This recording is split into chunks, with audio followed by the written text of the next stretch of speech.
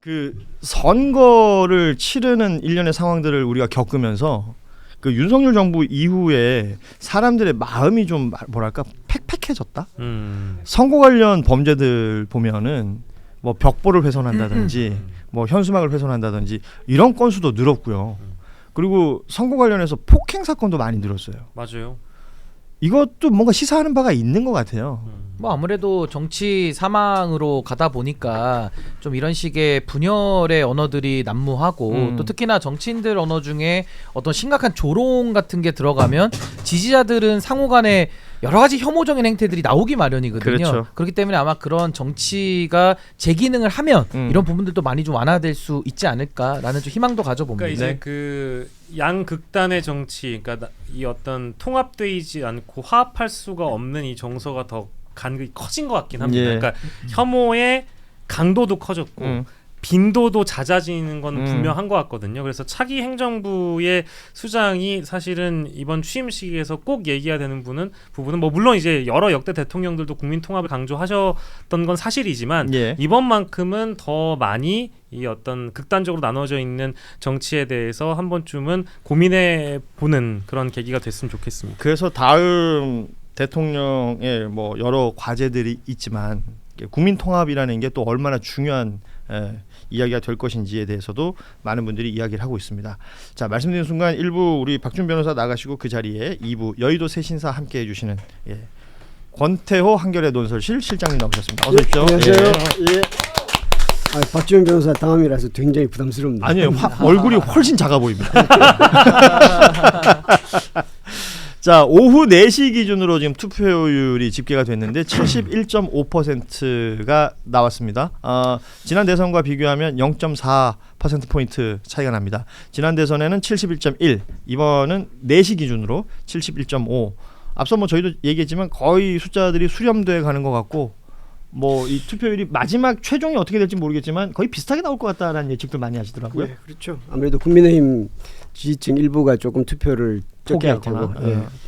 71.5가 역대 최고치라고 하는데 오후 4시 기준으로는. 오후 4시 기준으로. 근데 지금 보면은 평균적으로 대략적으로 3%씩 그 시간 대비 올라가고 있는 것 같아요. 근데 이렇게 따지면 뭐 물론 이건 평균이니까 절대 이렇게 되지 않을 가능성이 있고 보통 오후 6시 이후에는 투표율이 조금씩 좀 더디게 가는 경향이 있어서 근데 산술적으로만 보면은 지금 71.5니까 만약에 8시 기준이라고 본다면 83.5가 된다라는 그런 계산이 나오지만 그렇게까지는 아마 3333 올리면 333 올리면은 근데 그럴 가능성은 떨어지겠죠. 혼자 상상이 많네. 그렇게 되면 좋잖아요. 누가 봐도 과학적 분석이 아니잖아요. 그렇잖아요. 뭐 학설에는 이제 통설, 다수설, 소수설 다 이게 많아요. 소수설로 해주십시오. 거기에 이제 사실은 본인의 기대치도 들어가 있는 거고. 그렇습니다. 투표율이 높기를 기대하시는 분들이 많습니다. 그게 어떤 것을 의미하느냐. 지금 우리가 겪고 있는 상황 속에서 나의 의지를 이렇게 보여주겠다.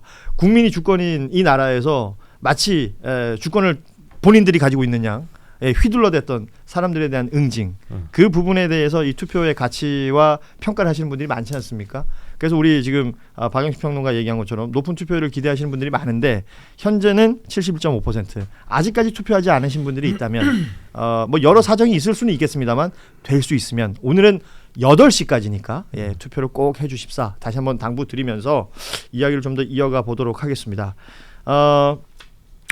그 앞서 그 두 분은 나오기 전에 했던 얘기라서요. 윤석열, 김건희 부부가 이제 오늘 투표장에 나타났던 장면이 지금 뉴스로 많이 나오고 있는데 권태우 실장께서는 그 장면을 어떻게 보셨는지요? 사진으로 하고 이제 영상으로 잠깐 봤는데요. 이게 2024년 지난해 4월 총선 때는 그때 당시 윤 대통령은 부산에서 투표하고 그랬었죠. 김건희 여사는 그걸 나중에 투표한 이후에 나중에 공지를 했어요. 이제 그때는 오픈하지 않았었죠. 그렇죠. 오픈하지 않고. 그런데 그 이후에 지금은 그때 당시에 여론이 워낙 안 좋았거든요. 명품 가방, 뭐 도이치모터스, 뭐 양평 고속도로 뭐 이런 여러 가지 있었기 때문에. 근데 이번에는 그게 다 해소가 된 건가? 그때보다 상황이 더 나아졌나? 너무 당당히 나타나서 그런 의구심은 들긴 합니다. 뭐 그렇다고 해서 투표를 하지 말라고 할 수는 없는 건데 그런 좀 씁쓸한 맛은 있었습니다.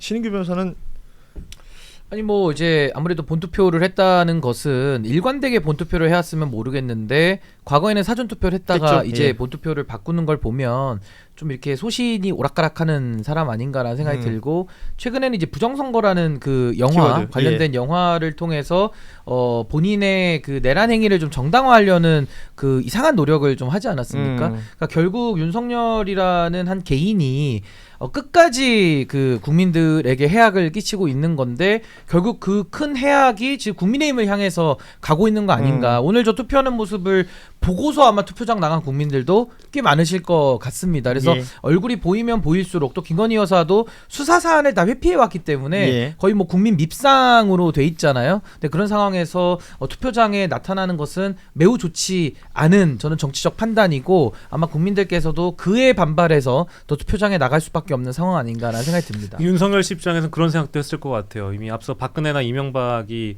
공개적으로 활동을 하면서 김문수 지지 의사를 지금 표출하기도 했고 실제 투표를 이미 완료를 했다는 거 아니겠습니까? 예. 아니 내가 잡아놓은 사람도 저렇게 투표하는데 나라고 투표하면 안 돼? 아니, 그러니까 말 그대로 기괴한 장면 아닙니까? 네. 87년 이후에 대한민국에서 탄핵이 인용된 2명의 대통령. 박근혜 전 대통령은 선거운동을 하고 다니고요. 그 지금 이 대선이 왜 치러졌는지를 다시 한번 생각해 볼 수밖에 없는 최근에 탄핵된 윤석열 대통령은 지금 이제 투표장 나타나서 등장을 하는 장면들도 그렇고 뭐 영화 보러 가거나 산책하거나 뭐 보리밥 먹는 것들이 막 노출되고 있지 않습니까? 그런 장면 속에서 오늘 뭐 지나가는 장면이었을 수는 있겠지만 피식 웃는 장면에 많은 분들이 지금 분노했단 말이에요. 이런 것들이 뭔지 모르는 건가? 그리고 이 비리 혐의, 부패 혐의로 감옥 갔다 왔던 이명박 전 대통령도 마찬가지입니다. 청계천에 가서 자기가 서울시장 때 업적이라고 얘기하는 그곳에서 너무 밝은 표정으로 마치 선거운동을 하더란 말이죠. 이 모든 것들이 너무나 기괴한 장면 아닌가. 그들이 성공한 대통령이라면 성공했다라는 평가를 받는 대통령이라면 모르겠으나 그렇지 않은 이 장면을 어떻게 이해해야 되느냐. 너무 국민들 무시하는 것 아닌가? 근데 비단 뭐 이명박, 박근혜, 윤석열만의 문제가 아니라 사실 전두환 전 대통령도 우리가 생각해 보면 값싼 용서를 베풀었을 때 그들이 보이는 태도 이런 만행들을 우리가 다시 한번 기억해야 된다라는 생각이 듭니다. 그 외국에서 그 프랑스의 까미가 했던 말로 제가 기억을 하는데 어제의 범죄를 단죄하지 않는 것은 내일의 범죄에 대한 용기를 심어주는 것이다라는 말이 있거든요. 그것처럼 값싼 용서를 마구 베풀었을 예. 때 저런 식으로 아주 오만방자하게 행동을 하는 거기 때문에 우리가 지금 여기서 바로잡을 교훈이라는 것은 윤석열, 김건희 이 둘에 대해서만큼은 단죄를 확실히 해야 된다. 그리고 그 둘에게 붙어먹고 뭔가 이렇게 간신짓을 했던 그런 잘못된 공직자들 많거든요. 예. 그 사람들까지도 아주 엄정하게 단죄를 하고 다시는 사면을 베풀어주지 않는다라는 그 확고한 원칙을 세울 때 지금 앵커께서 지적하신 그런 정말 어처구니 없는 국민을 희롱하는 이런 범죄자들의 만행을 좀 끊어낼 수 있지 않을까. 네. 전 지금부터가 굉장히 중요하다고 저는 봅니다. 그 까미의 말을 인용해 줬잖아요. 저는 이런 거 할 때 신인규가 대단해 보입니다. 그 언론에 많이 나오는 예, 많이 얘기입니다. 나와서 아니 근데 많이 나와서 제가 아니, 좀 인용하면서도 이거 조금 많이 써가지고 제가 아니 괜찮은데. 앵커님 놀라셔서 제가 놀랐습니다. 아니 서로 이게 좀 도와줘야 되는 거 아닙니까? 네. 권태호 실장님 이렇게 안 봤는데 사람을 뭐 제가 몰라서 그랬겠어요. 다시 한번 아유, 반성하겠습니다. 아무튼 까미예요. 여러분 기억하세요. 까미예요. 자, 오늘 그 선거가 치러지는 이 대선을 앞두고 그 지난 6개월간을 복기해보는 방송들이 많더라고요. 무슨 일이 있었던 것이냐. 저도 방송하면서 참 그 말 많이 했던 것 같아요. 사상 초유의 일이 벌어졌다. 너무나 사상 초유의 일이 많았어요. 그리고 평생 살면서 이런 일이 있을까 싶었던 일들이 지난 6개월 사이에 너무 많았습니다. 이게 사실은 저는 법조인도 아니고 뭐 법에 대해서 대단한 지식이 없습니다만 뭐 저번에도 우리 방송 시간에 얘기했던 것 같아요. 내가 파기 자판을 왜 알아야 되고 그리고 뭐 즉시 항고는 뭔지 그리고 구속 취소를 통해서 저렇게 석방될 수도 있는 거구나. 판사가 어떤 판단을 하면 이런 것들 모두가 너무나 좀 황망했던 일들이 많았었는데 뭐 비단 제가 예를 들었던 부분들 말고도 더 있지 않을까 생각을 한번 해봅니다. 그리고 설마 했던 일들도 너무 많이 벌어져가지고 권태호 실장께는 그거 한번 여쭤보죠. 가장 지난 6개월 사이에 좀 인상적이었던 장면, 강하게 내리를 탁 차지하고 있는 장면 하나만 딱 꼽으라면 어떤 장면을 꼽으시겠습니까? 저는 뭐 대부분 다 그렇겠지만 비상계엄 당일이 있죠. 12월 3일. 12월 3일 당일. 그때 처음에 그날 조금 집에 있는데 밤 10시가 넘었는데 갑자기 편집국에서 연락이 왔더라고요.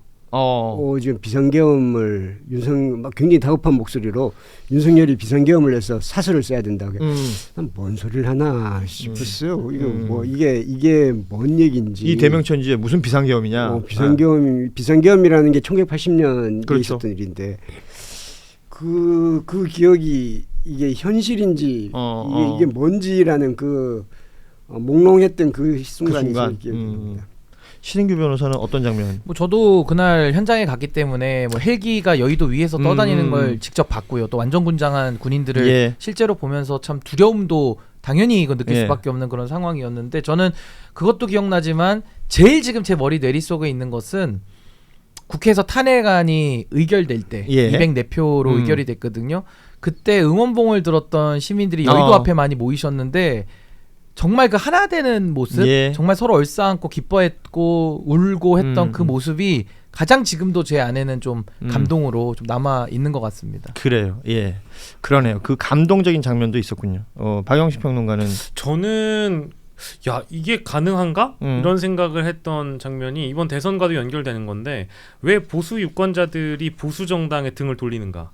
이거를 가장 상징적으로 볼 수 있는 기억되는 사례 중에 하나가 한덕수를 강제로 후보로 앉히려고 했던 그 새벽 어간의 시도가 정말 놀라웠습니다. 근데 왜냐하면 저는 그 시간에도 사실은 늦은 시간까지도 이제 김문수 후보로 이제 후보가 결정이 됐고 그 이후에 당원들이 실제 이 김문수 후보를 그래도 국민의힘 내부에 상식을 갖춘 당원들이 김문수 후보의 편에 서 있었다라는 게 그럼 그것도 놀라웠지만 그 전에 한덕수 후보에게 30몇 개의 서류를 미리 준비해가지고 새벽 3시에 국회로 불러다가 이걸 내게 했다라는 거잖아요. 어떤 이론적으로 보면 그게 실제 가능했는지 모르겠지만 그럼 불가능할 것 같은 일을 국민의힘이란 정당이 함으로 인해서 이번 대선에 정말 결정적인 피해를 보게 될 가능성이 높다. 그래서 이걸 보고 나선 굉장히 인상적이었다는 표현보다는 충격이었죠. 제 개인적으로는. 그러니까 정당 정치의 한계, 혹은 그 정당의 당권을 잡고자 하는 사람들의 그 민낯 이런 것들이 그 새벽, 그게 5월 10일 새벽이에요. 왜 날짜를 정확하게 기억하냐면 제 생일입니다. 와우. 까먹을 수가 없어요. 5월 10일은 또 어떤 날이냐? 윤석열 대통령이 취임한 날이기도 해요. 그래서 취임하고 1주년, 2주년 될 때마다 그 요새 페이스북에서 뭐 몇 년 전 오늘 보여주잖아요. 저는 미역국과 함께 항상 그 장면을 보고 있는 거예요. 그러다가 올해 5월 10일에는 그런 일이 벌어진 겁니다. 이거는 정치적 상상력으로 생각할 수가 없는 부분이잖아요. 그렇죠. 근데 그런 일이 벌어졌다. 지금 뭐 말씀해 주시는 것들 모두가 초유의 상황이고 진짜 이런 일들이 벌어지는구나라고 했었는데 저는 12월 3일은 워낙에 강력한 일이었던 거 아닙니까? 그러고 나서 그날부터 꾸준히 내 몸과 정신이 긴장 상태가 유지됐던 것 같아요. 어떤 일이 벌어질지 모르니까. 근데 그 긴장이 최고조에 올라왔던 타이밍이 있어요. 그게 이제 윤석열 출소입니다. 구속 취소. 주먹을 불끈 졌던. 그러니까 구속 취소가 되고 검찰이 즉시 항고가 안 했다. 이 부분이 말로 나오고 뉴스로 나올 때까지 그렇지 않았는데 그가 서울구치소를 걸어 잡는 장면을 라이브로 방송을 해줬어요. 뭐 주먹 불끈 쥐고 뭐 지지자들한테 저는 그 속도가 너무 마음에 안 들었거든요. 천천히 걸어 내려오면서 인사도 천천히 하면서 마치 이걸 무슨 개선 장군이 뭘 누리는 것 같은 그 모습. 너무 비현실적인데 그 순간 제 그 어깨에 승모근이 꽉 뭉치면서 그 긴장감이 올라가는 걸 느꼈었어요. 근데 이런 기분들이 그날 하루뿐만 아니라 계속 반복적으로 덮이는 거죠. 그러다 지금 6개월이 지나 오늘이 온 것 같아요. 그렇게 우리는 이제 대선 당일을 맞이하게 된 것이고요. 이런 시간들을 보냈던 국민들은 이 투표율을 너무나 기다리셨던 것 같습니다. 그래서 지금 투표율도 얘기를 하고 있는 것인데 향후에 그러면 어떤 일들이 또 남아있느냐도 좀 따져봐야 되지 않겠습니까? 누군가가 대통령이 되고 오늘 밤 혹은 새벽 결정이 되고 나면 내일부터는 취임식과 동시에 새로운 정부가 출범을 하게 되는 건데 뭐 이재명 후보가 가능성이 높으니까 그 얘기들 많이 하지 않습니까? 그 재판 관련된 조희대 대법원이 전원 합의 9일 만에 후다닥 해가지고 선고해버리고 그리고 고법으로 내려갔더니 또 바로 기일 잡아버리고. 그래서 그때 법원이 선거에 개입한다, 정치에 개입한다 이 얘기를 했던 것이고, 물론 지금 재판은 대선 이후로 연기가 됐습니다만, 그럼 이재명 후보가 만약에 당선이 된다면 이 재판은 어떻게 해야 되느냐. 그 헌법 84조, 제가 이걸 왜 알고 있어야 되는지 모르겠는데 불소추 특권에 대한 해석과 이야기를 많이들 하잖아요. 이거는 글쎄 어디서도 또렷한 답이 나온 것 같지는 않아요. 근데 저는 사실은 우리가 법치와 정치를 이야기를 합니다만은 법치와 정치는 우열관계에 있거든요. 법치보다 위에 있는 게 정치입니다. 결국 사법권이라는 것도 국민이 주권자로서 상권 분립의 형태로 권력을 논아서 이제 권한을 부여해주는 형태인 거거든요. 그 사람들이 시험을 잘 봐가지고 어디 외계에서 그 권한을 따로 따온 게 아니고 국민이 주권자로서 위임을 했다라고 보기 때문에 법치보다 정치가 위에 있다라는 거고요. 그러니까 정치는 사실상 헌법이라는 것도 제정하는 게 정치인 것이고, 또 그 안에서 나오는 뭐 법률 같은 것도 바꾸는 힘도 국회에 있는 겁니다. 저는 지금 이재명 후보에 대해 가지고 뭐 재판하지 말자 이런 주장을 하자는 게 아니라 결국 국민들의 선택을 받는 이 시점에 재판을 진행함으로써 사법부가 정치에 개입하는 행태, 이걸 비판하고 있는 거거든요. 그렇다면 그 연장선에서 볼 때 우리 헌법이 규정하고 있는 불소추 특권이라 함은 학설 대립은 있습니다만은 소추의 의미가 기소보다는 넓은 겁니다. 그렇다면 공소 유지라고 하는 것도 포함이 되는 것이고요. 더 나아가서 삼권 분립하에서 대통령이라는 지위는 전 국민의 생명과 안전을 지킬 뿐만 아니라 결국 대한민국의 원수, 대표주자로 이미 규정이 나와 있고 대내적으로도 대한민국을 대표하는 사람이거든요. 그런 분을 데려다가 법정에 세워가지고 재판을 받게 만든다는 것 자체가 이게 삼권분립 존중의 원리에 맞지가 않는 겁니다. 그래서 이거는 길게 논의할 사항 아니고요. 사법부가 자제함을 통해서 국민의 주권을 인정하는 것을 우리가 먼저 기다려봐야 되고, 그걸 안 하면서 지난번 조희대 대법원처럼 이상한 행동을 자꾸 한다라고 하면은 저는 뭐 형소법 개정이라든지 공판의 진행 절차를 정지시키는 지금 규정들에 대한 형소법 개정도 하고 있기 때문에 저는 뭐 입법을 통해서라도 그 부분은 좀 바로잡을 필요가 있다. 그러니까 법치보다 항상 우위에 서는 건 정치다. 저 그렇게 봅니다. 실장님은 이게 그 우리가 이제 그 형사 소추를 대통령을 제외시켜 주는 것은 그 취지에 본다면 재판은 거기에 해당되지 않는다는 것이 오히려 이상하다고, 그런 해석이 오히려 이상하다고 봅니다. 오히려 나라의 국정에 전념할 수 있도록 그런 것에서 이제 배제시켜 주는 거고, 그걸 완전히 면수하는 것이 아니라 그 임기가 끝난 다음에 그때 다시 하라는 것인데, 그 취지에 맞다면 이게 재판정에 왔다 갔다 하고 그렇게 국정에 방해가 되는 것이고, 그리고 그것이 국격에는 또 어떤 영향을 미치겠습니까? 근데 일각에서, 보수층 일각에서는 오히려 재판에 하는 것이 국격에 도움이 된다는데 그건 약간 궤변인 것 같고요. 다만 이게 지난번에 조희대 대법원장 건에 대해서도 제가 그 생각해 볼 수 있는 거, 이렇게 오만과 판단력 에 대한 의구심입니다. 하나는 뭐냐면, 조금 전에도 지금 우리가 이제 6개월 동안 무슨 일이 있었는지 다 이야기를 했는데 12월 3일 비상계엄이 있고, 그 다음에 어렵게 그 국회에서 그 탄핵 소추안을 통과시키고, 그 다음에 또 여의도에서 그렇게 고생하고, 그리고 뭐 헌법재판소에서 이게 뭐 되니 안 되니 그 온갖 난리를 피우고, 윤석열 나오고 뭐 헌법재판관 임명하네 마네 막 그 고생을 해가지고 6개월 얘기 5월까지 왔어요. 그런데 여기까지 왔는데 갑자기 대법원이 딱 해서 됐고 이제 여기서 그동안 고생했고 5월 2일 날 사건 배당 5월 2일 날 사건 배당하고 5월 15일 날 공판 기일 지정할 테니까 그렇게 알아. 5월 11일 날 후보 등록이었어요. 5월 11일 날 후보 등록이었는데 5월 15일 날 공판 기일 지정해서 유죄 취지를 하면, 그러면 민주당은 대통령 후보가 없을 수 있는 겁니다. 다른 사람을 낼 수도 없는 거죠. 낼 수도 없는 거고, 그걸 국민들한테 됐고 우리가 이렇게 결정할 거야. 야, 사법부가 이렇게 오만하고 이렇게 눈치를 안 볼 수 있나. 이것은 법이 옳고 그르고를 떠나서, 그리고 그 오만함과 두 번째는, 그리고 나서 5월 1일 날 5월 15일 날 때 5월 7일 날 다시 6월 18일로 연기해요. 회사에서 이렇게 하면 잘립니다. 이게 판단력이 첫 번째 판단이 틀렸다는 거죠. 첫 번째 판단이 틀렸다는 걸 스스로 자인하는 거잖아요.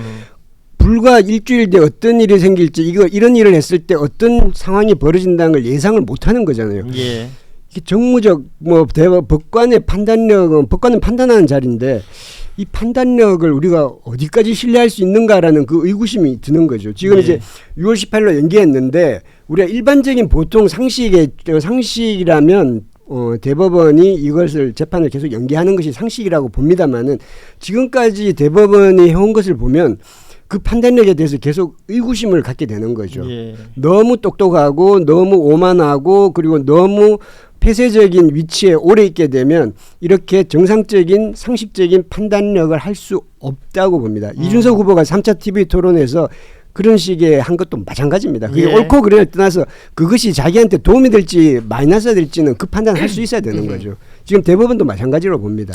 저도 하나만 보태면요. 예. 법관의 독립이라는 것이 개개의 판단을 할 때 그 법관이 독립적으로 양심에 따라서 재판하도록 우리가 어떻게 보면 판사의 독립성을 보장해주는 아까 말씀하신 대통령도 국민을 대표하는 사람으로서 그 일할 수 있는 기회를 주듯이 서로 존중되는 거거든요. 그렇죠. 근데 판사들이요. 사법부가 독립이라는 명분 하에 정치질을 한다?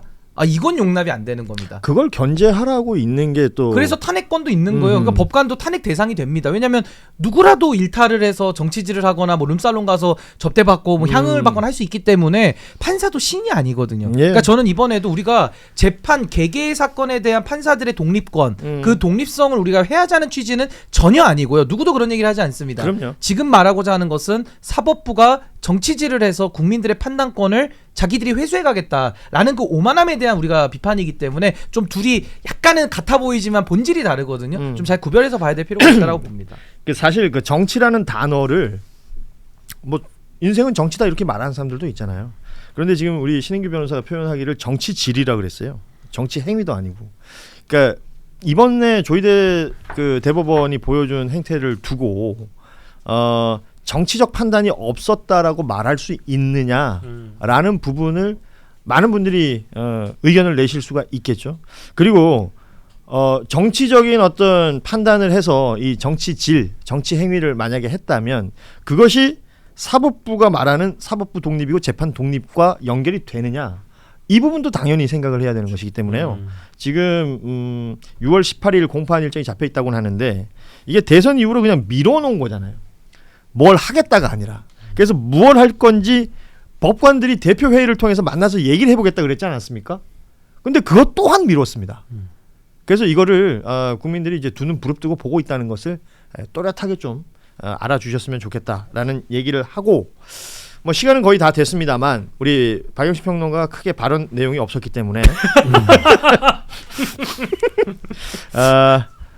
그 얘기를 좀 여쭤볼게요. 오늘 너무 좋습니다. 수많은 채널에서 개표 방송들을 하지 않겠습니까? 예, 그렇습니다. 뭐 관전 포인트? 관전 포인트. 예. 어떤 식으로 좀 개표 방송을 즐기셔라.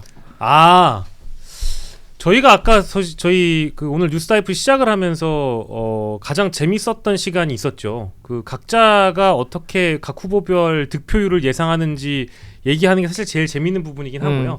이제 그거 하시면서 사실 내기하는 게 제일 재밌습니다. 내기? 내기를 해야 됩니다. 예. 이게 항상 정확한 이제 소수점까지 걸어가지고 내기를 하시면 여러분들 평소에 내기 자주 해요? 자주 하는 것 같습니다. 신인규 변호사는 친하시니까 옆에서 많이 보실 거 아니에요? 저희는 친하긴 한데 내기를 걸어본 적은 없습니다. 서로 내기는 하지 않고. 예. 그럼 오늘 한번 해봐요. 오늘요? 예. 최종 걸어볼까요? 투표율 정도로만 갑시다. 예. 네. 누가 득표율로 가면 이게 얘기가 복잡해지니까 최종 투 투표율 아까 우리 박영식 평론가는 예측한 바가 있잖아요. 그렇죠. 예. 네. 다시 한번 매수하셨죠? 다시 예? 한번. 예. 어제 방송하고 또 달라졌어요. 바뀔 수 있죠. 자꾸 다르게 하래. 자꾸 다르게 하니까 다시 달라졌어요. 예. 하지만 이제 1.9. 아니 아니, 최종 투표율. 투표율이요. 죄송합니다. 정신 차려야지. 투표율이라고 하신 예. 줄 알고. 예. 아까 77.5 얘기하셨어요. 예, 77.5. 어. 예, 최종 투표율. 신인규 변호사는 최종 저도 투표 소수점까지 해야 되나요? 뭐 편하실 대로 하세요. 그럼 77.9 가겠습니다. 779. 네, 779. 그러니까 박영식 평론가보다는 좀 더 나올 것 같다. 예. 우리 권태호 실장께서는 혹시 최종 투표 77.7. 777. 이거 되게 얍삽해 보이는데 혹시. 자, 여러분 그냥 개표 방송이 많습니다. 여러 채널에서 방송이 될 텐데요. 저희 한겨레 TV도 뉴스다이브도 개표 방송을 합니다. 지금 진행되는 뉴스다이브 본방송은 4시 30분 마무리를 할 건데요. 저희가 6시 반부터 8시 반, 그러니까 8시에 출구조사 결과가 나올 테니까 출구조사가 나오는 그 순간에는 저희가 개표 방송을 진행하고 있습니다. 6시 30분부터 진행되는 개표 방송에는 노영희 변호사, 또 JYP 박진영 비평가, 그리고 한겨레의 김환 기자, 그리고 저희 뉴스다이브에 함께하고 있는 이승준 기자가 출연을 해서 아주 심도 있고 재미있는 개표 방송을 함께 할 테니까 다들 함께 해주시면 고맙겠습니다. 저희가 뭐 보통 4시 30분 좀 지나도 방송을 좀 더 하는데 오늘은 신인규 변호사가 4시 반에 죽어도 가야 된다 그래서 예, 오늘 방송은 여기서 같이 마무리하도록 하겠습니다. 함께 해주신 우리 권태우 실장님 그리고 우리 신인규 변호사 박영식 평론가 모두 고맙고요. 4시 반 방송은 이렇게 마무리합니다만 6시 30분에 오늘 21대 대선 개표 방송 한겨레TV 뉴스다이브와 함께 해주시길 기대하면서 일단 방송 여기서 마무리하겠습니다. 여러분 고맙습니다. 고맙습니다. 감사합니다. 어디로 가냐?